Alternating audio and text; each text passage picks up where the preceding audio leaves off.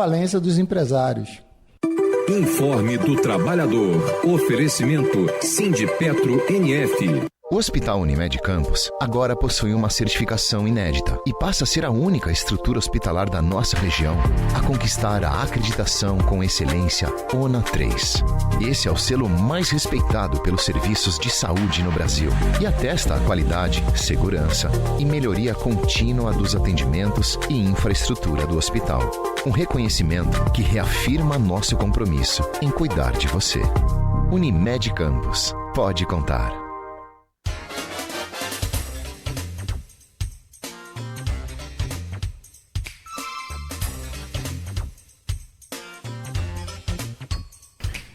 Oito horas, 10 minutos em Campos, de volta com o Folha no Ar ao vivo aqui pela Folha FM, ao vivo também pelo Face, pelo YouTube. Você acompanha este programa daqui a pouco em podcast, logo mais tem reprise na Plena TV, pela Alexa, é só dar o comando Alexa ouvir Folha FM, enfim, todos os aplicativos de rádio também você encontra a Folha FM. 27 graus agora em Campos, com tempo bom, não tem previsão de chuva para hoje, segundo o Instituto Nacional de Meteorologia. De volta no oferecimento de Proteus, Unimed Campos, Laboratório Plínio Bacelar, vacina Plínio Bacelar, e também de Radimed Diagnósticos por Imagem. Estamos ao vivo hoje com o Aloysio Abreu Barbosa na bancada, falando sobre eleições 2026, como que fica aí esse cenário diante das últimas pesquisas. E agora, né, parafraseando aí o Aloysio, que lembra do Capi, saudoso Capi, vamos chegar aqui para o nosso canavial. E aí vem para o canavial mesmo nosso, porque tem nomes de campos com projeção estadual que podem disputar esta eleição. Ô Aloysio, não tem nenhuma pesquisa nova para o governo do estado. O que a gente está acompanhando são esses movimentos que têm acontecido e que implicam diretamente na sucessão estadual, como, por exemplo, a Operação Unha em Carne, que afastou o Rodrigo Bacelar da presidência da Alerj, né? Também ontem o julgamento lá do caso de Washington Reis, que está, né, impossibilitado de se candidatar, perdeu seus direitos políticos desde 2026 por conta de uma ação ainda quando prefeito de Duque de Caxias. E aí isso tudo reflete nesse cenário eleitoral. Aliás, essa audiência de ontem, em que o Fux pediu vista do processo, traz aí também uma coisa interessante, coloca mais interrogação ainda na possibilidade de novos nomes, ou de um novo nome para disputar essa eleição com o Eduardo Paes, que até onde a gente acompanha é o líder das últimas pesquisas. Como é que está esse cenário estadual? Tá cedo ainda? Está muito indefinido? Como é que está essa situação, Luiz? Eu queria falar de outros estados para a gente terminar no Rio. Mas, assim, respondendo a sua pergunta, seu âncora, você dita a pauta, tem pesquisa, sim, recente para governador. Só que ela foi feita pelo Instituto Futura. E o Instituto Futura, e foi, inclusive, divulgada pela Gazeta do Povo e pelo próprio UOL. O Gazeta do Povo é um site mais de direita, né? O UOL é um site mais isento, considerado por alguns até de esquerda, para os bolsonaristas consideram de esquerda, né? Mas bolsonarista considera tudo que não é bolsonarista de esquerda, então é complicado. Que dá, sim, a liderança de Eduardo Paes. Mas o futuro errou muito em 2022.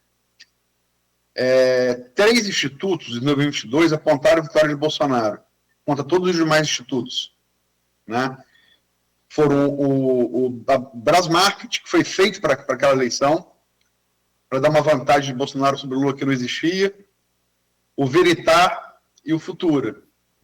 Então, como o Futura errou muito em 2022, e, a meu juízo, não errou sem dolo, porque você trabalhar com pesquisa, você tem que comparar a pesquisa com urna, né? E gente que mexe, por exemplo, nas fatias do PNAD, do IBGE, na proporção, bota, tipo, Prefab Futuri, por exemplo, ela sempre aumenta o número da fatia de evangélicos. Prefab Futuri deu ao Vladimir em 2024, sempre foi favorito em todas as pesquisas. Mas veio ali na reta final do primeiro turno uma prefab e deu uma vantagem que eu sabia que ele não tinha. Porque a prefab aumentou o número de evangélicos, e a gente sabe que o eleitorado evangélico é eleitorado simpático aos garotinhos, né? E eu preferi não dar aquela pesquisa. Eu sabia que, inclusive, eu antecipei o percentual, não só a vitória de Vladimir em turno único, como o percentual de voto válido de Vladimir, de Madalena e de Jefferson. Esse aqui é os três, né? Então, me permito ser seletivo com pesquisa, né? Até para ter me especializado ao longo dos anos na análise de pesquisas eleitorais, eu escolho as pesquisas que eu vou utilizar. Eu prefiro os institutos que mais acertam, né? Do que aqueles que erram, e muitas vezes erram com dolo de errar, né? Me parece dolo. Tem a intenção de errar, né? Para favorecer um ou outro candidato, né? E, por exemplo, os 4 institutos que mais acertaram a eleição presidencial de 2022 foram o Quest, que a gente está falando aqui, falando do primeiro bloco todo, Datafolha, Paraná Pesquisas. Esses acertaram muito o segundo turno, no primeiro turno nem tanto. E o MDA, que para mim é o mais preciso. O MDA faz poucas pesquisas, ele faz pesquisa geralmente com a CNT, né? Confederação Nacional de Transportes, parceria. Mas a MDA cravou por décimo, erro de décimo, o primeiro e segundo turno em 2022. Então, isso dá uma excelência a ela, né? O Atlas Intel, que é o Instituto Brasileiro, acertou a vitória, foi o que mais se aproximou da vitória retumbante de Trump nos Estados Unidos. O que dá até certo orgulho brasileiro, né? Porque o Instituto aqui do Brasil que acerta a eleição da maior potência do mundo, né? Tem também feito pesquisas no México, na Argentina, no Peru, no Chile, agora que você se referiu, antecipando a vitória do Cache, né? Então, são os institutos que eu prefiro trabalhar. Mas, enfim, as pesquisas de institutos confiáveis, eu não considero o Futura confiável, pelos motivos que eu dei aqui.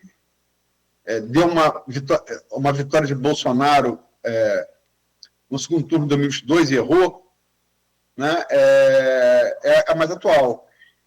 Mas não foge muito disso. Mas tem aí, na média das pesquisas, 35% dos votos, né? E poucos performam com 2 dígitos. Flávio Bolsonaro, quando ele estava para candidato ao Senado, era um que performava acima de 2 dígitos bem aqui, quando Eduardo Paz é governador. Mas nunca se lançou para candidato a governador. Ele mudou de pré-candidato a senador para direto para presidente. Ele nunca falou em lançar a governador. Você tem Garotinho, que também performa acima de 2 dígitos, mas tem, salvo engano, uma pendência jurídica a resolver ainda. A gente vai saber, depois das convenções, quando o TSE homologar ou não as candidaturas, né? Com a check-in, tem uma pendência a ser resolvida ainda, e parece que no Supremo, né? Mas também tem uma rejeição muito alta. E o que você tem é possibilidade de um candidato surgir do mandato tampão. Porque, como você disse, Rodrigo Bacelar foi afastado determinação de Alexandre de Moraes, pela DPF das favelas, primeiro na Operação Zargum, que levou à prisão do ex-deputado TH Joias, e depois no Unicarne, a prisão do próprio Bacelar, que teria vazado a TH Joias, informação da prisão, da operação contra ele, e a Operação Unicarne 2, onde quem teria vazado o Bacelar, o desembargador federal Macário Judicimeto, foi preso também, Bacelar foi afastado. Castro lidera todas as pesquisas, desde as operações do ano passado, final do ano passado, nos complexos do Alemão e da Penha, Castro disparou em popularidade. Ele não estava bem antes, não. Mas após ou não a operação, o número de mortes e tal, isso é outra conversa. Eu não vou entrar também em juízo moral, mas assim, ele ganhou muita popularidade. A operação teve ampla aprovação popular, né? E ele tem que sair até 4 de abril para se candidatar a senador. Rodrigo está afastado, né? Só pode haver nova eleição, e assim, na linha sucessória, Pampolha saiu lá em abril do ano passado para assumir o TCE. Era para quê? Era para abrir espaço naquele momento para Rodrigo assumir e concorrer no cargo. Só que aí houve a prisão de Rodrigo, depois soltura com medidas cautelares, na Operação Encarne, né? Sem vice, se o governador sai, tem que assumir o presidente eleito da Alerj.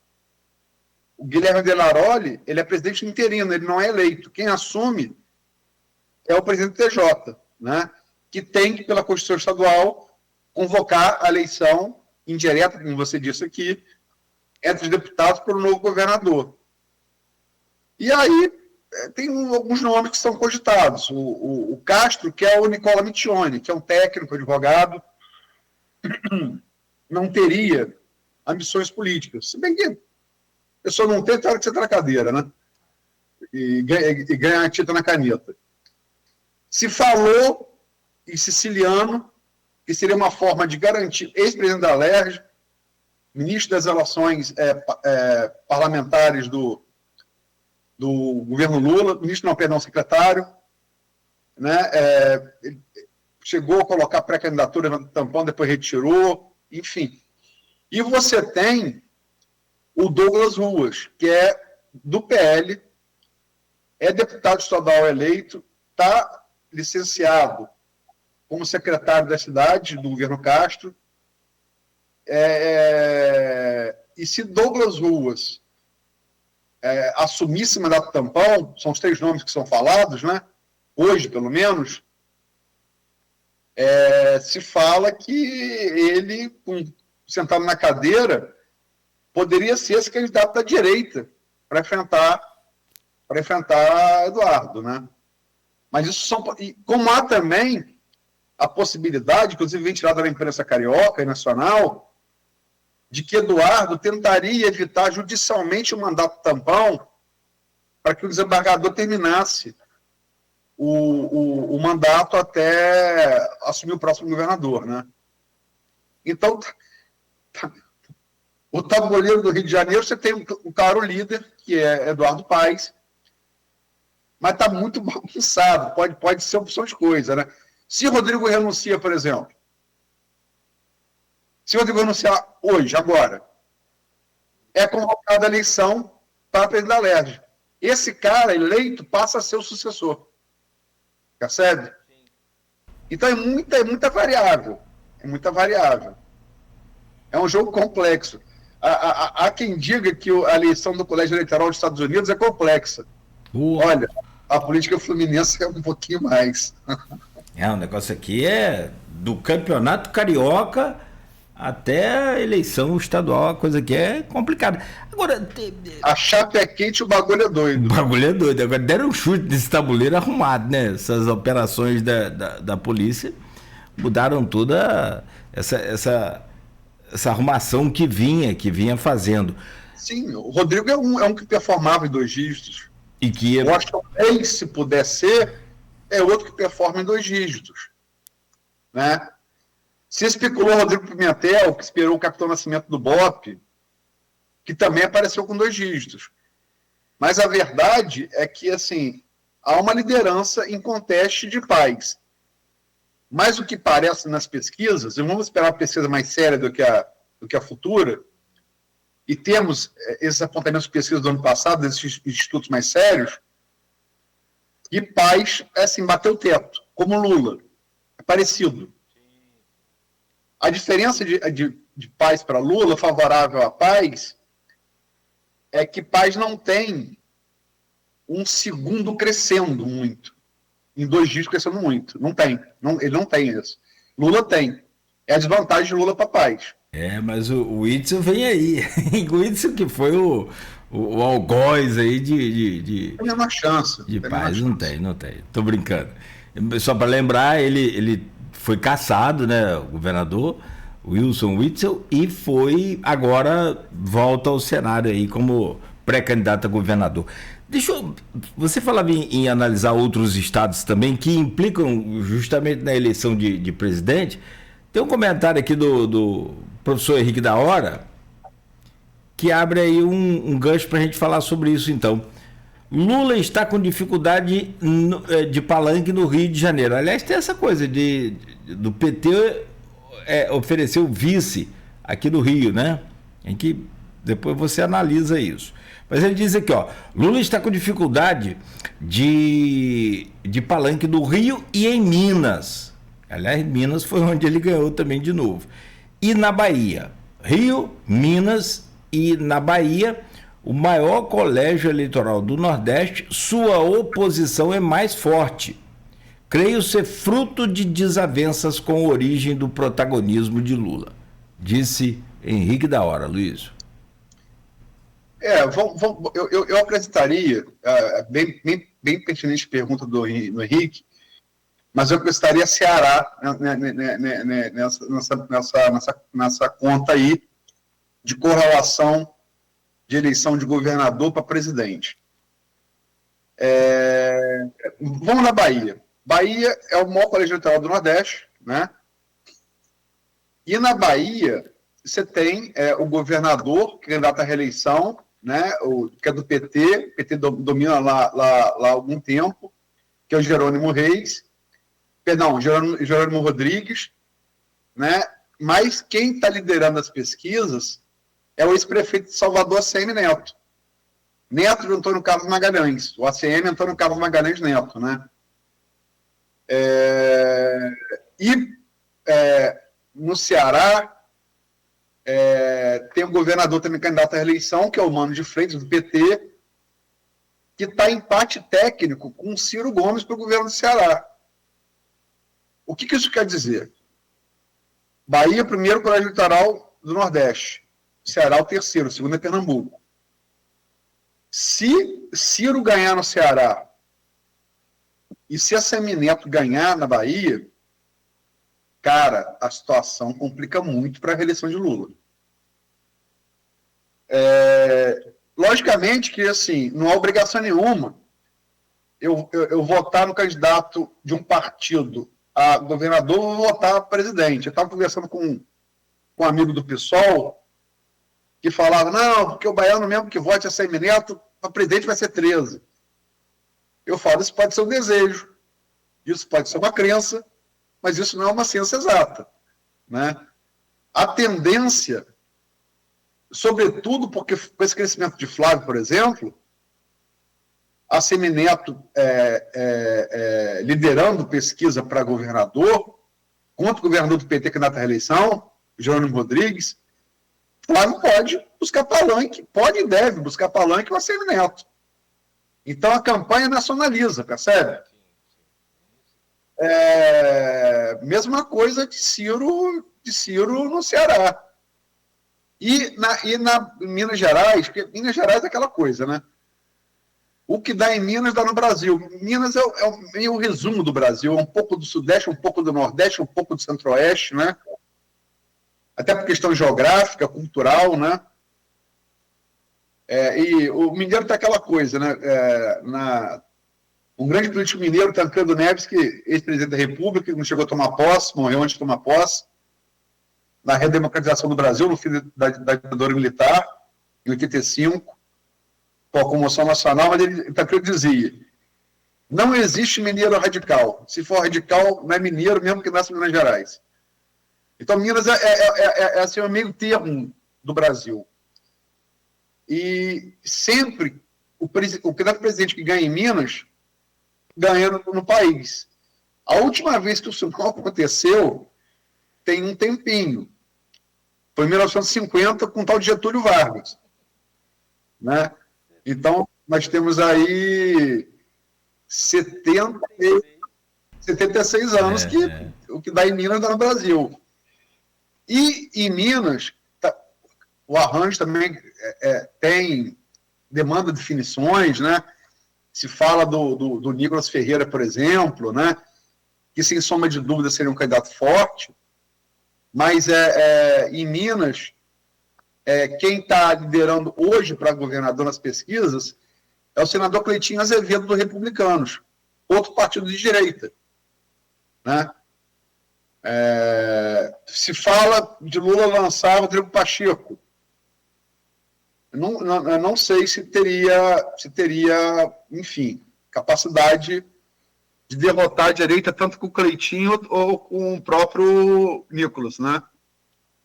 Então, assim, se Ciro ganhar no Ceará governador, e está em empate técnico com o Mano, o atual governador do PT, se a Semineto ganhar na Bahia, o maior colégio eleitoral do Nordeste, e ele está liderando as pesquisas sobre o Jerônimo Rodrigues, atual governador do PT, e se alguém da direita, ou o Cleitinho, ou o Nicolas, ganhar em Minas, a eleição complica muito para Lula.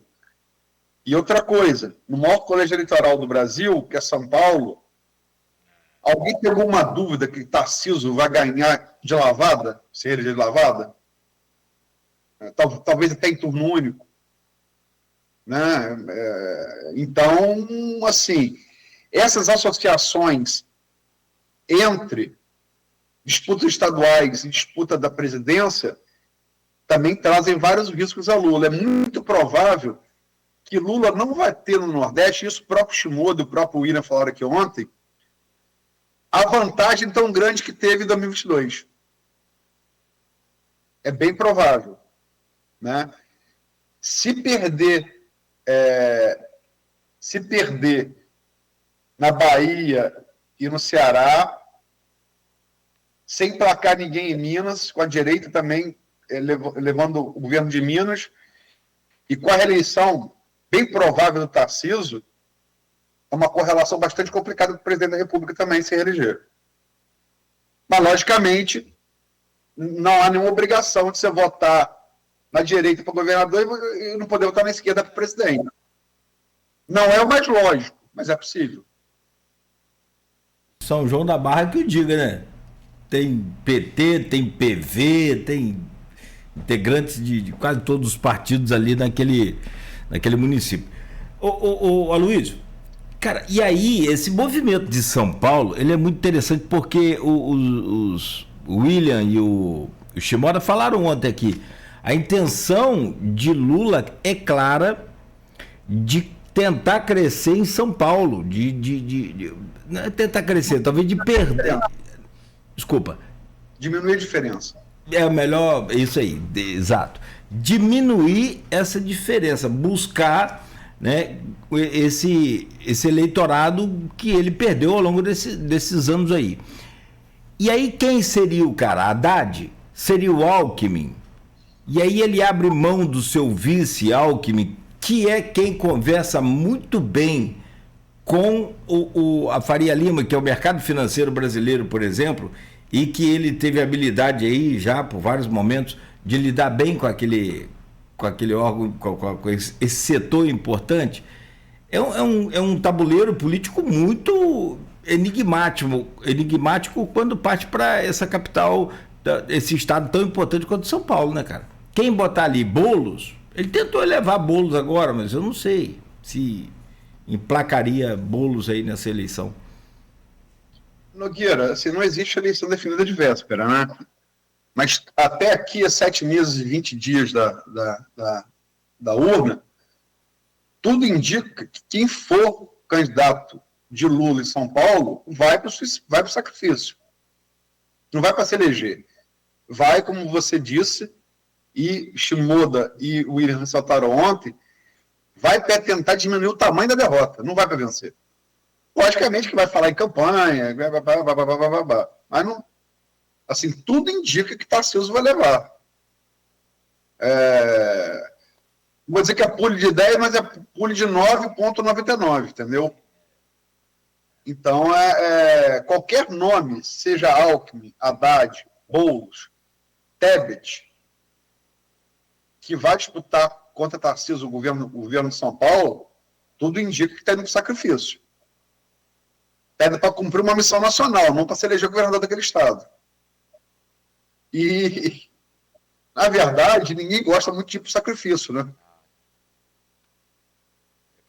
Tem mais uma derrota na conta, né?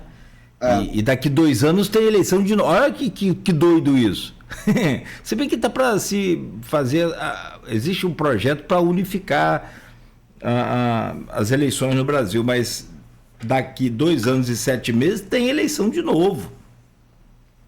Então, para prefeito. Então, o cara se queima agora com mais uma derrota. E aí, como é que fica essa situação? Falando nessas conjecturas todas, como é que fica Vladimir nessa sua decisão, trazendo a coisa aqui para o nosso quintal? Porque há uma conversa de que porque o Eduardo, sei lá, antigamente a gente falava isso, né? Está acendendo uma vela para Deus, outra para o diabo. Porque ele vai lá na direita, ao ponto de defender Silas Malafaia, que se falar de Silas está falando de mim, se mexer com o Silas está mexendo comigo, e vem cá na esquerda, né, conversando bem com a esquerda. E há quem diga até que o vice de Eduardo teria que sair da esquerda, do PT. Não tem nenhuma confirmação disso, é especulação, né?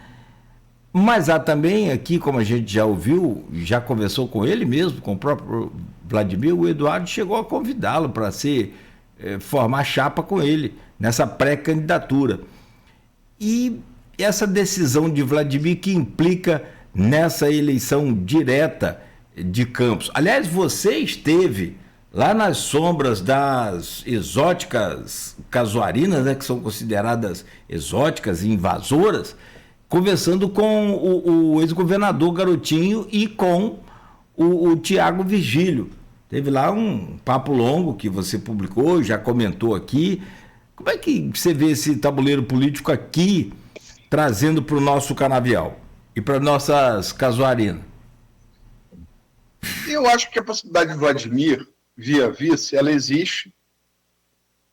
Ela não é inexistente, ela existe, tanto com Paes quanto com Douglas Ruas, tá? Se Douglas Ruas assumir um mandato tampão e vir pela comunidade direita. Ele pode ser vice de um, pode ser vice de outro.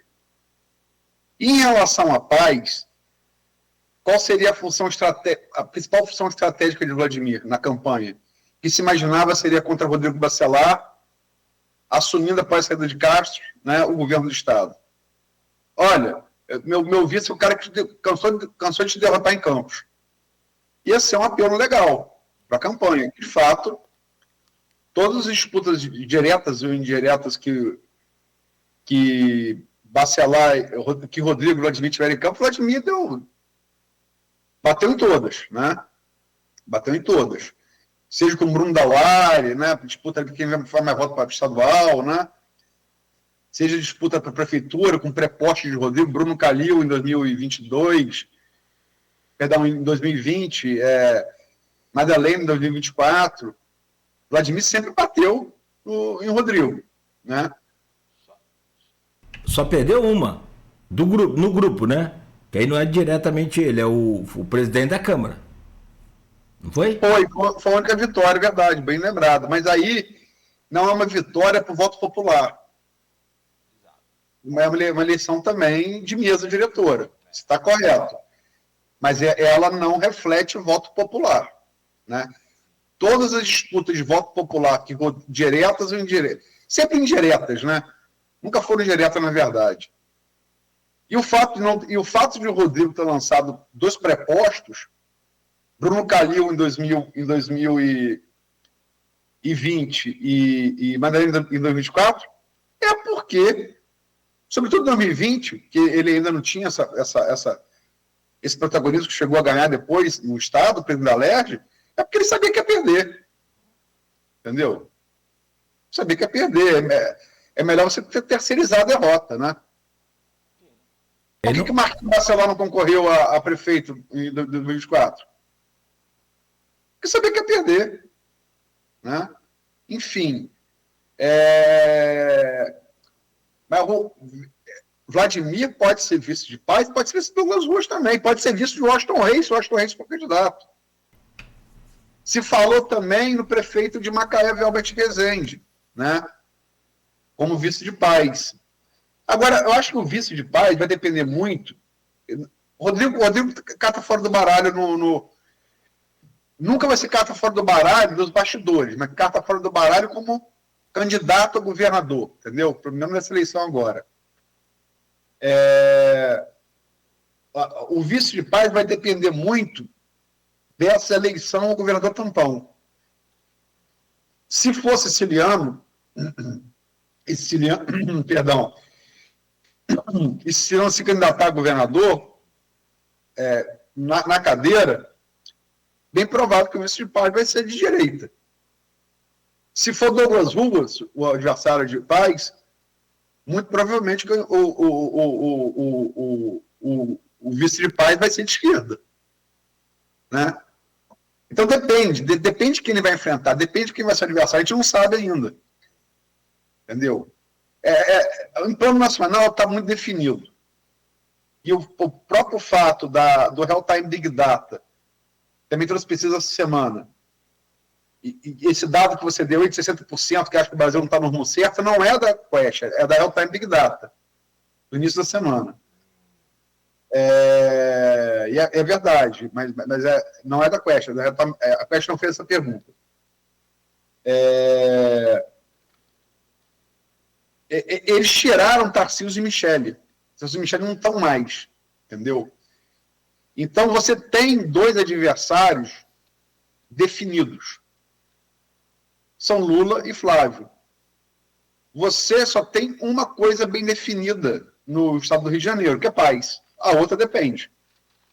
E, logicamente, que qualquer combate, qualquer disputa que você vai ter, depende das características da pessoa com a qual você disputa, entendeu?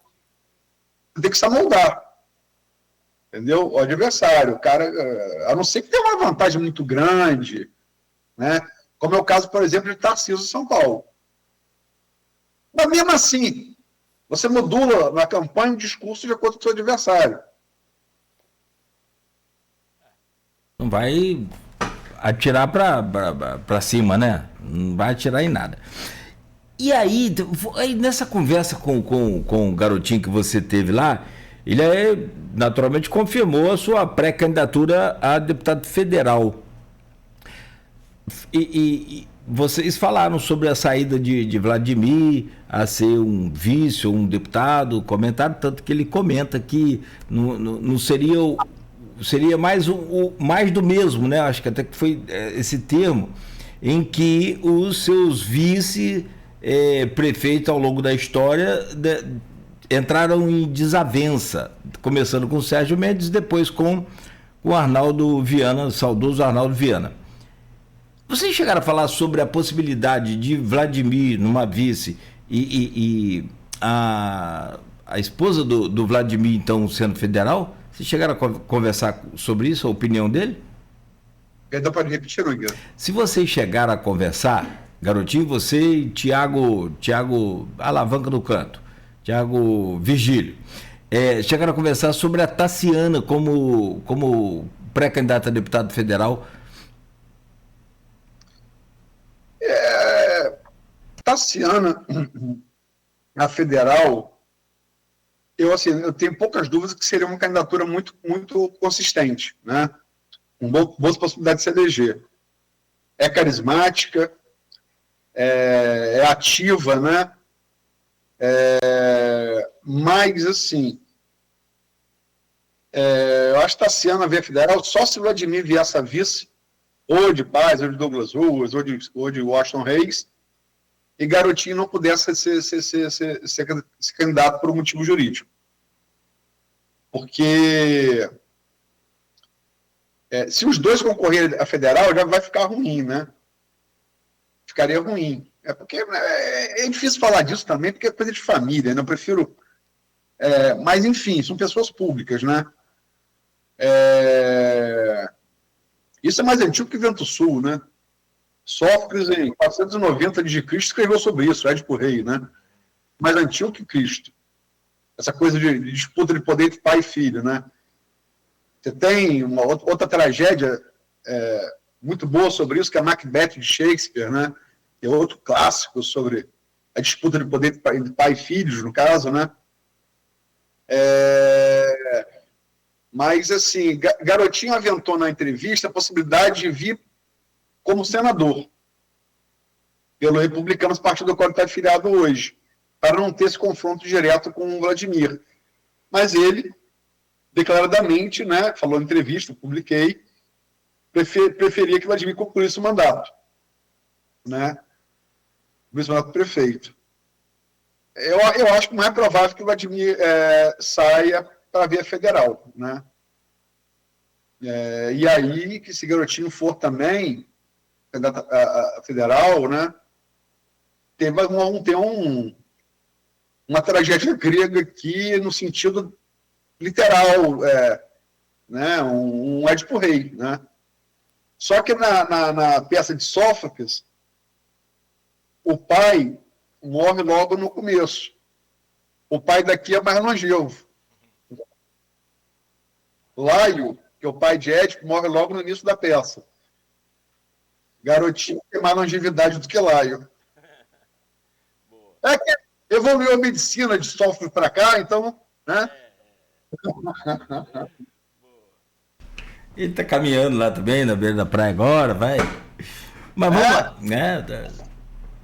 Bom, aqui, já que você falou em senador, vamos puxar esse fio aí para senador de Garotinho, né? Ter sido convidado para ser senador, a possibilidade de ser pré-candidato a senador. Você tem aquela definição clara de que o Castro, governador, depois, que vinha sendo mal avaliado, o seu governo mal avaliado, depois da operação da polícia nos complexos do Alemão e Penha, ele não é que ressuscitou, mas ele cresceu e começou a ter uma performance muito melhor como pré-candidato a senador. E o Flávio saindo para presidente abre aquela vaga que estava pelas pesquisas pré-definida, assim, não sei se eu posso falar assim, mas estava bem encaminhada para o Flávio ser reeleito como senador do estado do Rio de Janeiro. E tendo o perfil do eleitorado nosso, assim, de direita, não é muito difícil tentar adivinhar das possibilidades dele ganhar a reeleição. Então ele sai, Flávio sai para ser candidato a presidente, pré-candidato a presidente, e o atual governador hoje é então um dos nomes mais fortes e fica uma outra vaga, vamos dizer assim, tanto aberta para a esquerda quanto para a direita, o jogo está aí aberto, franco. Como é que fica esse cenário de senador? Tendo em vista que nós temos ainda, e não tem, acho que data definida até agora, não me lembro, do caso Seperge, que, inclusive, nesse caso Seperge, ele afastaria ou incriminaria o governador, o vice, que aí é chapa, né? E também o deputado Rodrigo Bacelar. Quer dizer, se esse caso Seperge for julgado antes da eleição e der ruim, pode desfazer isso tudo aqui que a gente está comentando.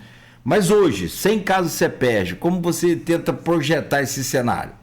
Garotinho apostou que Castro vai ser candidato. Quer dizer, fatalmente está contando com essa condenação que você está falando, né? Cara, não tem como a gente tentar adivinhar a decisão judicial, né? Isso não tem pesquisa para isso. É aquele ditado, cabeça de juiz e bunda de criança, ninguém sabe o que sai, né? Com todo respeito à magistratura, tem vários amigos juízes, né? Mas é um ditado popular conhecido, né? E tipo meio que a imprevisibilidade né, do que vai sair dali, na fralda ou na decisão judicial, na fralda do bebê ou na decisão judicial. Então não dá para te contar com isso. A gente sabe que hoje você está correto, todas as pesquisas endossam você. Após a operação do Alemão da Penha, Castro é franco favorito se pudesse candidato para uma vaga do Senado. A outra, sem Flávio, está em aberto. Está em aberto. Pode ser o próprio Garotinho, pode. Embora eu acho que para ele, Garotinho, fosse mais segura a eleição, aí é a opinião minha, pessoal, fosse mais segura a eleição a deputado federal do que senador. Pode ser o Carlos Portinho, que é senador, que herdou a vaga, né? Era suplente, o Harold Oliveira morreu de Covid e ele assumiu o mandato. Pode ser Benedito da Silva, que é deputado federal do PT, foi governadora do estado do Rio de Janeiro, um quadro histórico do PT fluminense, né? Que também pontua bem nas pesquisas, parece ser o nome mais consistente da esquerda. Essa segunda vaga está em aberto. Agora, se Castro não puder ser, fica tudo em aberto para o Senado. Se Castro puder ser, resumo da ópera, é Castro mais um. Eleitos ao Senado, pelo Rio de Janeiro. Se Castro não puder ser, por algum motivo, que não cabe a gente ficar especulando, além da existência realmente dos processos, no caso CEPERJ, né? Ninguém sabe, pode vir um Encarne 3, o que está nesses celulares que foram apreendidos, né? Enfim. Mas, assim, a juízo de hoje, né, onde ele está elegível, Castro, a vaga para o Senado sem Flávio é dele. A outra está em disputa. Se Castro não puder ser, por algum motivo jurídico, as duas vagas estão abertas. É como eu falo com você, a política brasileira é complexa, mas a Fluminense, ela... Não, eu falo, o Brasil é um país complexo, cara. Aí eu fui ao Egito, fiquei com meu filho em 2023, um mês no Egito. Fui da Alexandria, que está no mar Mediterrâneo, até Assuã, que está na fronteira com o Sudão. Depois fui para o Sinai, a parte africana asiática. Cara, o Brasil é uma Suíça, cara. Depende. Você foi dirigindo, não foi? Não, lá no Egito você não pode dirigir sendo estrangeiro. Eu dirigia na Palestina e na Israel. Tá. Israel é outro mundo, né, cara? A gente fala, mas é outra... É um grande país, a despeito de todos os crimes de guerra que Sim. o Netanyahu cometeu, é um grande país. Israel é um grande país. É um exemplo de Estado a ser seguido, enquanto o funcionamento do Estado e a inter-relação do cidadão com o Estado. É um exemplo a ser seguido. É um grande país, Israel. Perfeito. Só voltando aqui pro esse imbróglio fluminense, é muito parecido também com o negócio do casamento de Flor de Lis. É difícil entender aquele negócio. A ministra Isabel Galotti, do Tribunal Superior Eleitoral, votou no julgamento da cassação do governador Cláudio Castro. Ela é relatora do processo. Isso foi em novembro. Porque houve um pedido de vista desse processo também, e aí não tem uma data definida para esse julgamento voltar a acontecer. Mas a relatora do processo votou pela cassação da chapa de Castro, que aí leva o Pampolha, não sei se ele mexe com ele no Tribunal de Contas, e também do Rodrigo. A indicação de Pampolha parece que estava sob investigação da PF também, pela associação com o Rodrigo Castro na questão da DPF das favelas, né? Mas não se for caçado a chapa, isso não interfere em nada na indicação de Pampulha, como conselheiro do Tribunal de Contas. O que poderia interferir é essa investigação tá com Moraes, né? Do Supremo, né? Se por acaso chegasse a um acordo, enfim, um pouco republicano para que Pampulha fosse para o TCE. Mas isso é só especulação, né? Isso não tem nada de concreto nisso. O que eu sei, e noticiei antes, é que Pampulha, eu publiquei isso, né? O acordo foi ele ir para o Tribunal de Contas e receber a SEDAI de porteira fechada. Esse foi o acordo. Então, se isso foi divulgado pela PF, enfim, não sei, né? Não vou antecipar, não sou delegado, não sou promotor, não vou antecipar o que a Polícia Federal vai fazer. Ela é a Polícia Federal que pediu o afastamento de Dias Toffoli do caso Master depois de ver menções a ele no celular de Vorcaro. Saiu isso ontem. Do Banco Master. Olha, esse é outro avião do Eduardo Campos, esse Banco Master.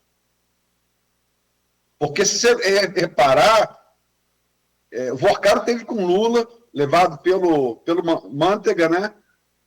Que foi ministro da Fazenda de Lula, foi ministro de Dilma, afundou com Dilma o Brasil na maior recessão de sua história, um péssimo ministro, mas que é a figura do PT e era um dos assessores milionários do Banco Master.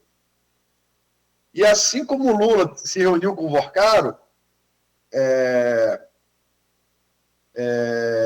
para tentar tratar do Banco Master, você já viu o Flávio Bolsonaro falar uma palavra sobre o Banco Master? Não.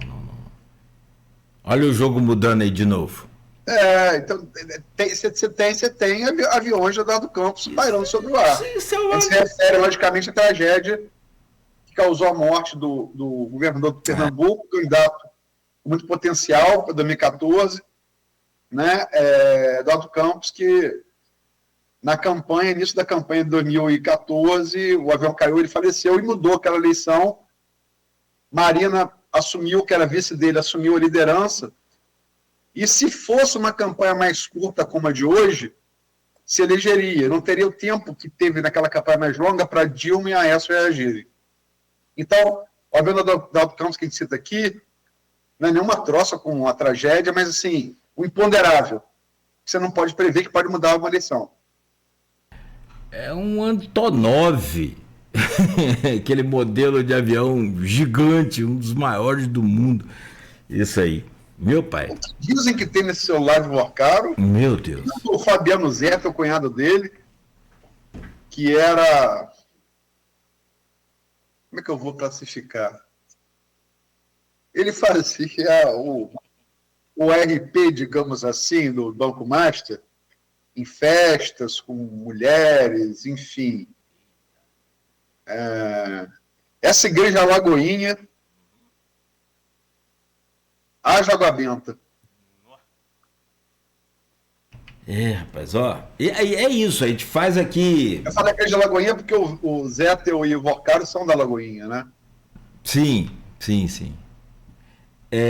E aí você faz todas essas análises, são análises reais, baseadas em dados reais, de pesquisas mais sérias possíveis, só que hoje pode cair um avião desse aí e mudar esse cenário todo, mas aí com o imponderável, com, né, o que está por vir a gente não conta, a gente conta com o que tem aqui, que é essa última pesquisa e que são as outras pesquisas que trazem esses números que clareiam para a gente. E aí é bom lembrar, né, Luiz? A gente falava sobre isso aqui. Ontem o William Passo foi categórico em afirmar: não é pesquisa, ela não tem intenção de acertar a urna, ela prevê o momento daqui para trás. O que houve, o que aconteceu e o que aconteceu com aquele é fato como ele refletiu na candidatura de fulano, de Beltrano e de Ciclano. Isso é fato. Então, esses números refletem isso, das pesquisas eleitorais. Bom, são 8h59, 9 horas em ponto. Eu só queria, antes, se permite, estava vendo aqui os comentários no streaming, a interação com o telespectador, em duas aqui só, eu peço perdão por não poder responder a todas. O Renato Carvalho de Oliveira coloca aqui, tenho amigos que votam no Ciro Gomes e sempre reclamam que jogaram o voto fora, já que ele nunca avança. Como você vê a situação do Ciro, que tem um discurso até que balanceado entre direita e esquerda, mas não consegue nada?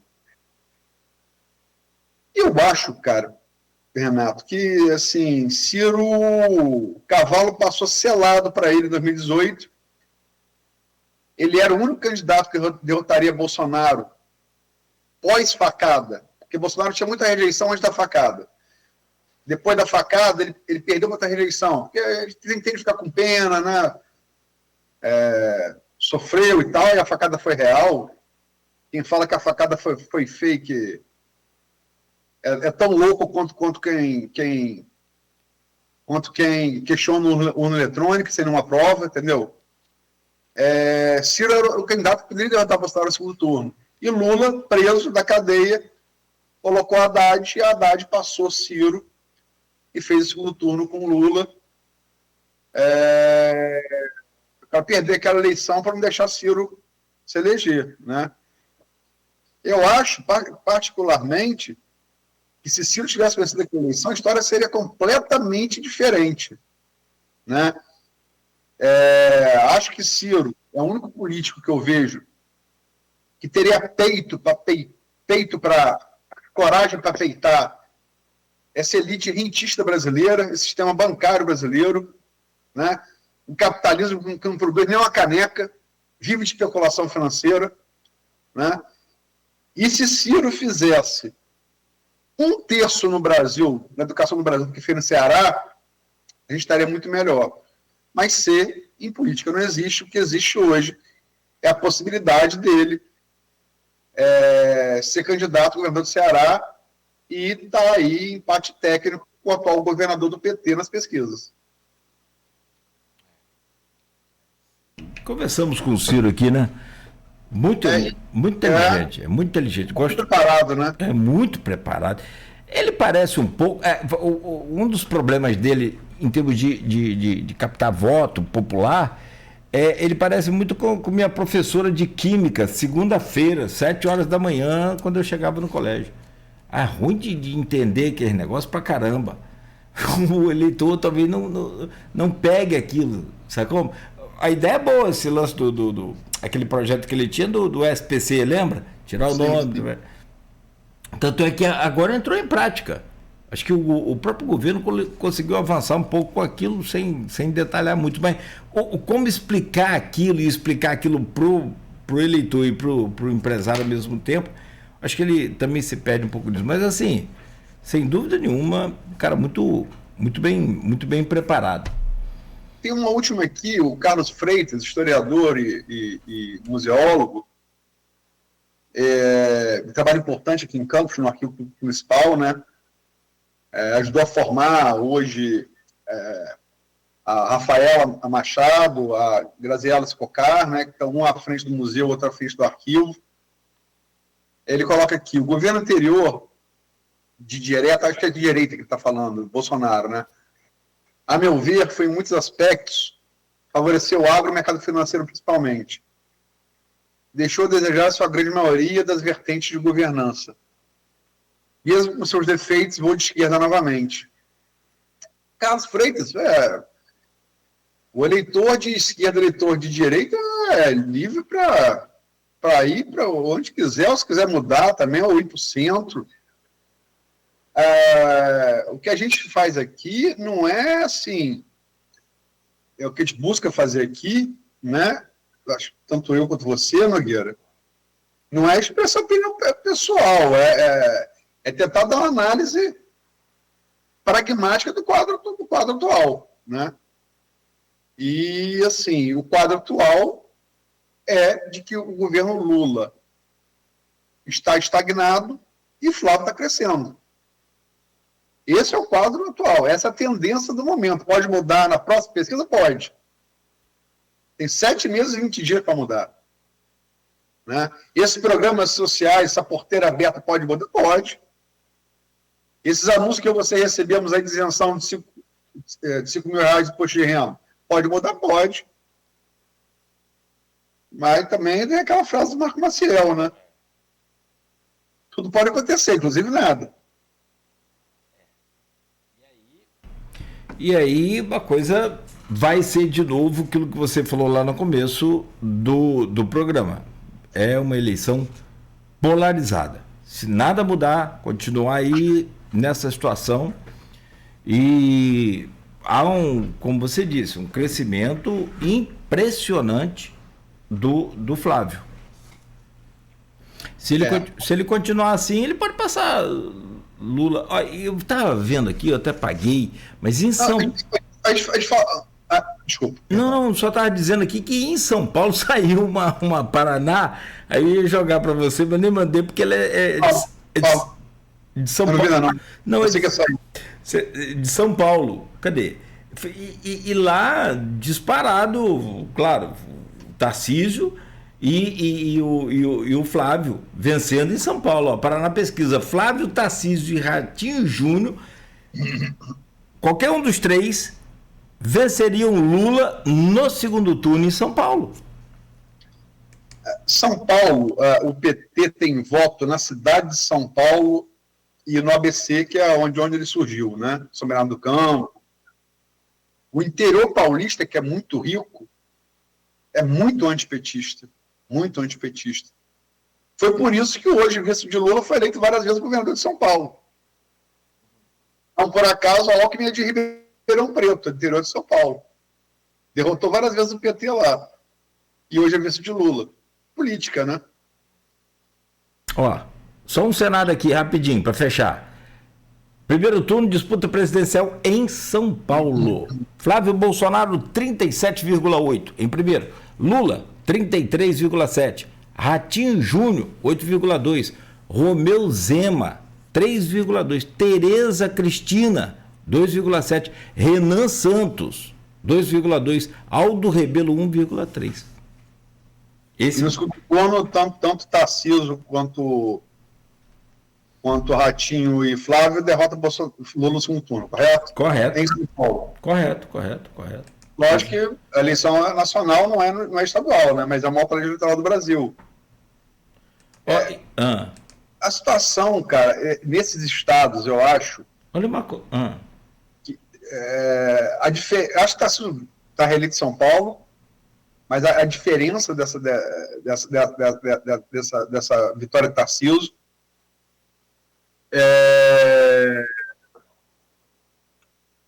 Bahia, Ceará e Minas. O resultado nesses 4 estados vai interferir muito na eleição, na reeleição ou não de Lula, né? Na reeleição ou não de Lula.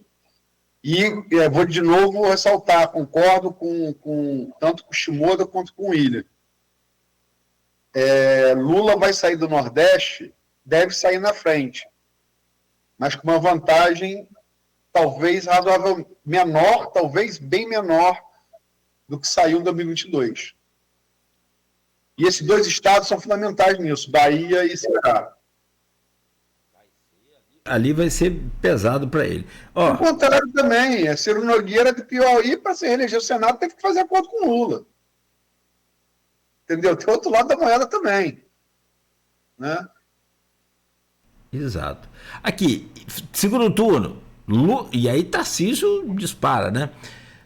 Em São Paulo, só São Paulo, Tarcísio Freitas, 53,7, Lula, 36. Olha os outros 2 quadros. Segundo turno, Lula e Ratinho Júnior. Ratinho Júnior, 47,5, Lula, 37. No outro teve 36. E aí, o que eu consigo entender com isso aqui?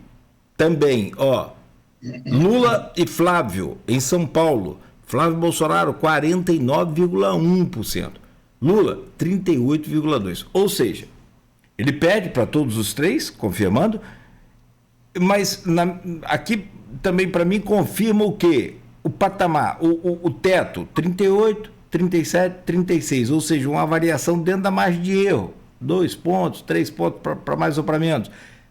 Ou seja, ele claramente atinge o teto também nesse estado, em São Paulo. Né? Essa questão do Ratinho, vou falar uma última análise aqui. O Flávio está crescendo, né? Sem sombra de dúvida. Todas as pesquisas e números mostram isso. Não só em dados, em dados quantitativos, quanto em perguntas qualitativas, né? Ainda assim, eu acho, com base na rejeição muito menor, que Ratinho Júnior teria muito mais chance de ganhar Lula no segundo turno do que Flávio. Por ter a rejeição menor. A rejeição de Flávio e a rejeição de Lula, um só pode ganhar se for contra o outro no segundo turno. Porque são 55, 54. É a famosa briga de foice no escuro, entendeu? Se botar alguém que enxerga ali, com uma rejeição menor, vai levar muita vantagem.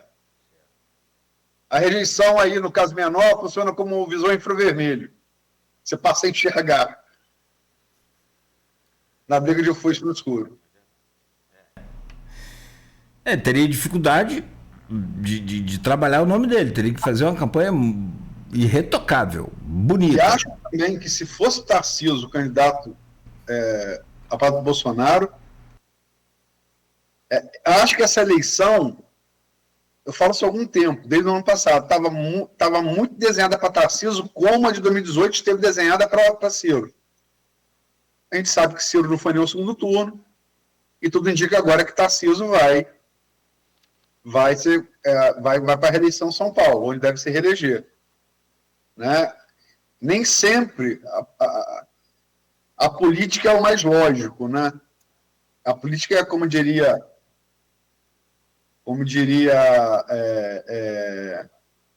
Bismarck, é a arte do possível, né? As pessoas se batem muito por conta de ideal, né? A política não é o ideal. O ideal é para a militância. A política é o possível. Por isso a política existe, sabe o quê? O que dá certo e o que dá errado. Por isso que existe política. Exato. É isso. Tem interesses que sobrepõem a lógica, né? Como você falou. O lógico seria, talvez, o nome do... Seria Lula apoiar Ciro para fazer o segundo turno com o Bolsonaro em 2018. Lógico seria Bolsonaro apoiar Tarcísio, que seria o candidato mais forte contra Lula. Mas nem sempre a lógica prevalece. O interesse pessoal fala mais alto, né? Perfeito. Bom, meu caro Aloysio, 9h13. Obrigado por hoje. Estaremos de volta amanhã, às 7 da manhã, se Deus permitir. Obrigado. Valeu, Nogueira. Obrigado a você, obrigado a Beata e obrigado ao ouvinte, telespectador.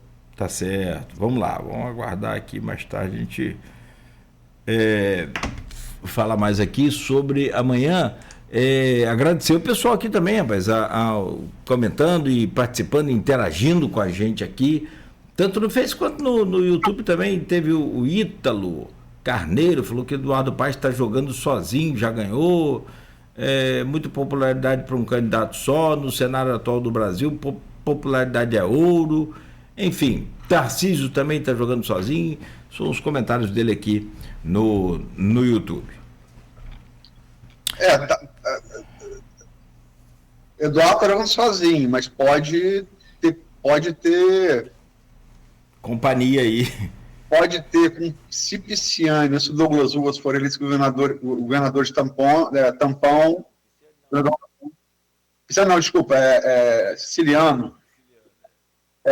Perdão, obrigado, Nogueira. Tanto Siciliano quanto Douglas Ruas, se eleito governador tampão,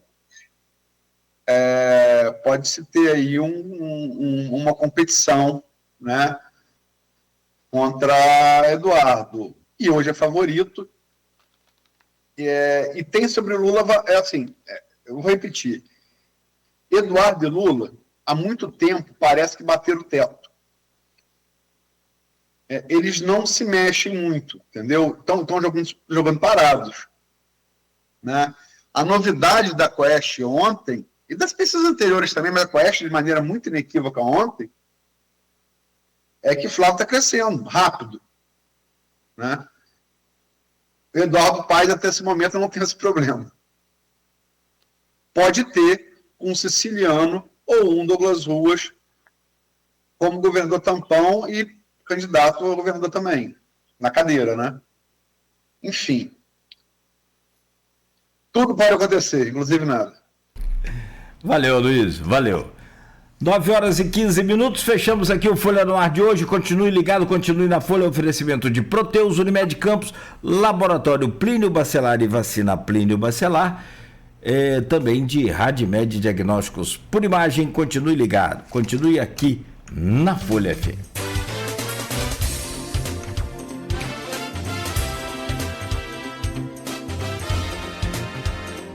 Agora chegou a hora de turbinar a sua conexão com a internet via fibra ótica da Acesso Total.